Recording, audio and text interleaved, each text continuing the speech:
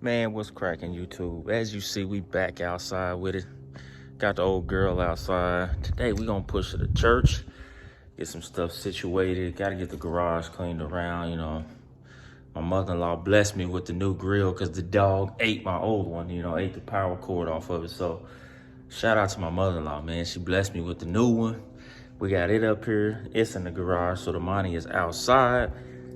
But yeah, we finna get this thing fired up, man. Get it ready to go to church, man. I gotta get this fast idle adjusted today sometime because it ain't, where it need to be. Let me start this thing up for y'all, man. So when we get in it and get it fired up, it idles at like 2,200 RPM on a cold start, which I thought it's supposed to be like 1,500 to 1,600, but that's what I thought. Let me flip this camera around and show y'all what I'm talking about. So we sitting at idle.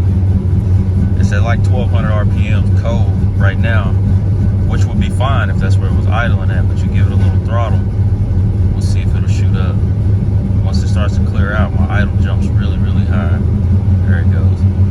So once it clears out, we can start to rise. And I'm trying to figure out why.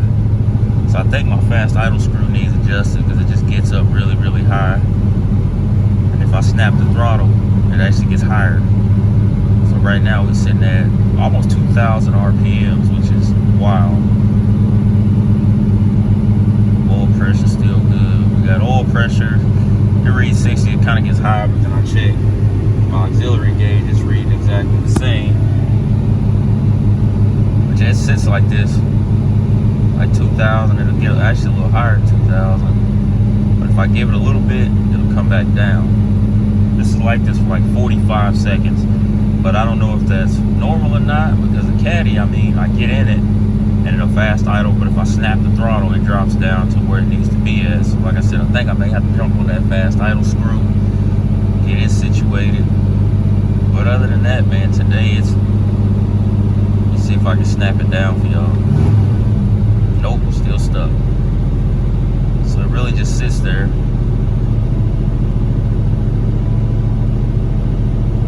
Right at about 1,900, which is really, really high in my opinion. So pop it, there it goes. So yeah, it sits for like 45 seconds. It stalled out that time. That was weird. So y'all getting to see the raw uncut footage of how old school run in the cold. She did not like that. She just dropped right out to zero and died. And fired right back up. Said everything looks good.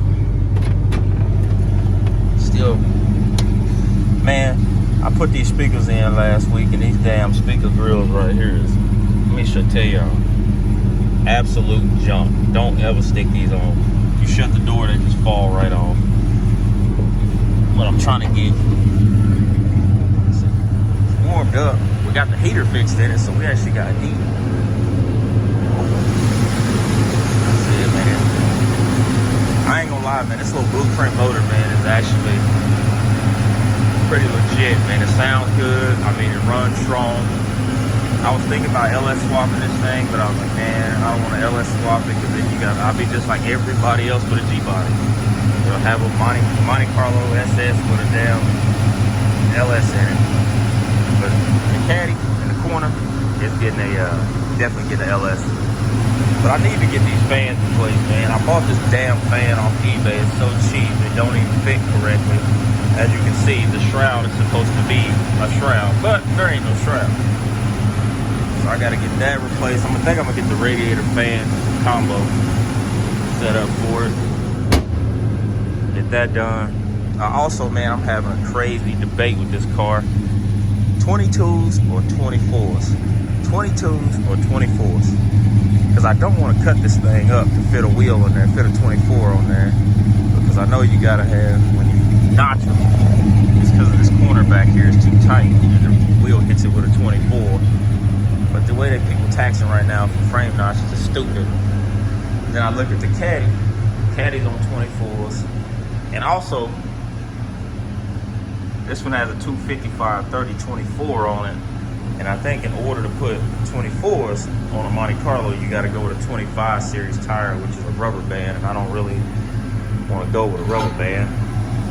So I brought like this little spare 22 for my job, man, just to kind of debate, man, because like I'm saying, with a 22,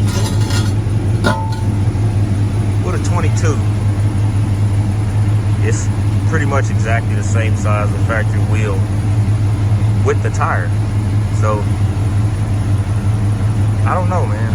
It may be a little bit bigger when you put the tires on there, but the way these Monte Carlos sit, they have that naturally, like where they're higher in the front than they are the back. So it would look crazy with that big like gap in the front. But I wanted to have like that clean squatted look, man. But it's not getting there yet. And also, man, I'm thinking, I don't know where I'm gonna have this thing painted at. That's my next problem, is where to paint this car. Because I've already said I'm not paying somebody $5,000 to $6,000 to paint this car. That's stupid. Especially when it's just a factory white and I don't need it busted down, off the frame, nothing like that. Place those two. But went to a couple places, man. They talking $6,000 to $7,000 for a paint job. And I'm like, y'all tripping? I'm not paying that much for a paint job. So if y'all in the OKC area, man, if y'all got a plug on the paint, let me know, man. I need somebody to shoot this thing for me. It'll be almost 100% done on the interior. Like I said, the doors are done.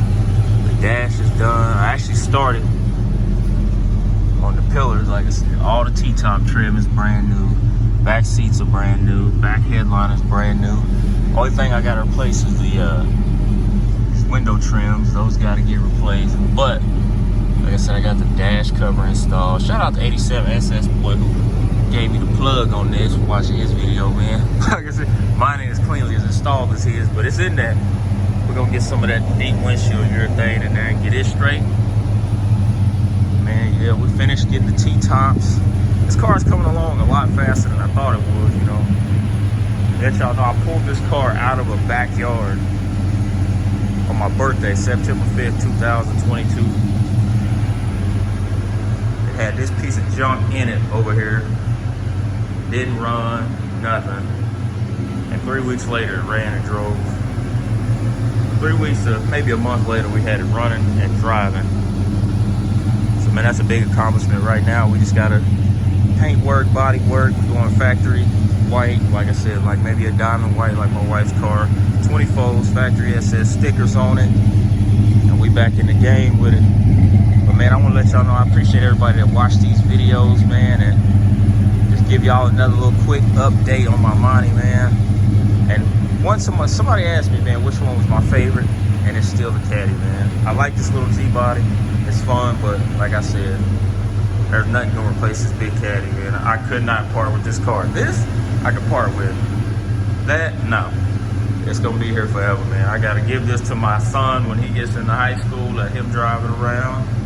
But like I said, I don't know. The more I mess with this, I kind of start to like it a lot, man. I actually love G-bodies, man. And it's a T-top, so it makes me want to keep it a little bit more, man. But like I said, I'm tired of rambling on. I appreciate y'all for watching all my videos, man. Like, comment, share, subscribe, all that good stuff.